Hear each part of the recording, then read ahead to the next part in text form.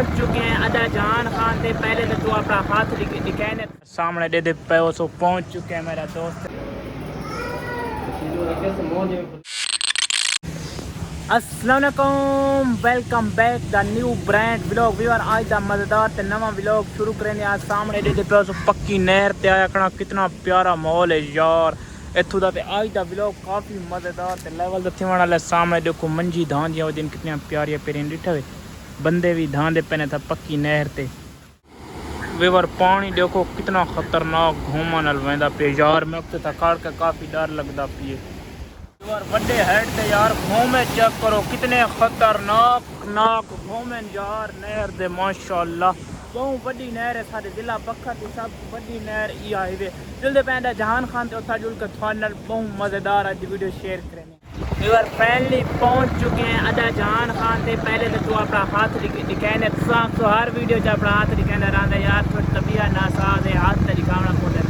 सामने देते पे ये सारा अड्डा जहान खान, काफ़ी सारा इतना रश भी सामने दे पे सो पहुंच चुके हैं मेरा दोस्त। मैं अख्तर मेडिकल से आज ही रोज चेकअप कराऊँ।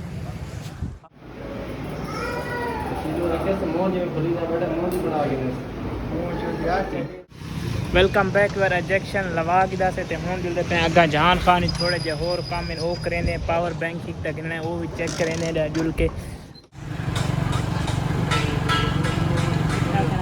पहुंच चुके हैं। खान मोबाइल से थोड़ा पावर बैंक का पता करेंगे सब पावर बैंक कितना लगता है। सामने भी आ चुके हैं पावर बैंक पसंद करेंगे।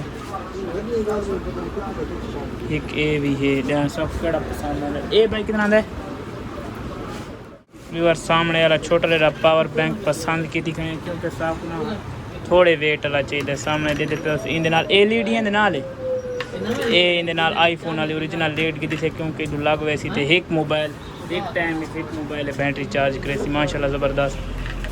यार अपने दोस्त ਨੂੰ चेक करवांदा पे चेक कर के दसा अच्छा है मोबाइल ही लगते ने सामने।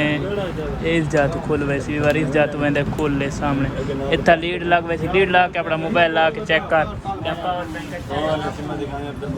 मेरा था मैं तो वीडियो बना खड़ा बैक बार पावर बैंक सामने पैक करा चुका है मेरा दोस्त। मैं तो हूँ जिले पे अगां के सी ने पावर बैंक है अच्छा तब के लगता है चेक करे तो। अस्सलाम वालेकुम क्या हाल है ठीक है। पावर बैंक ने मन तो चेक करें सब किमें लगता है घर गिदी तो मैंने पहले दफा किया क्योंकि सफ़र से मैंने ना पावर बैंक मंगा चल स्टार्ट। जवान को भेजा केला भी रेडी थे जवान केला था क्योंकि केले के पे गिंदे आदे खड़ के केले गिंदा फिर तो आज जुलते पैं घर ये सामने सारा अड्डा जहान खान का व्यू भी माशाल्लाह ज़बरदस्त सारा अड्डा जहान खान है।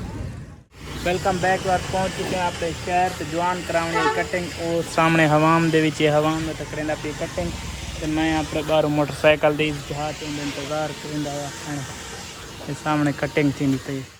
वेलकम बैक बार जनाब उनका हाथ करवा के फिशल करवा के हूँ चल देते हैं घर पे। आज का व्लॉग का करें पे एंड अगर अच्छा लगे सारे चैनल को ज़रूर सब्सक्राइब कराएं। इंशाल्लाह मैं नवे व्लॉग ना तब तक के लिए अल्लाह हाफिज़ बाय।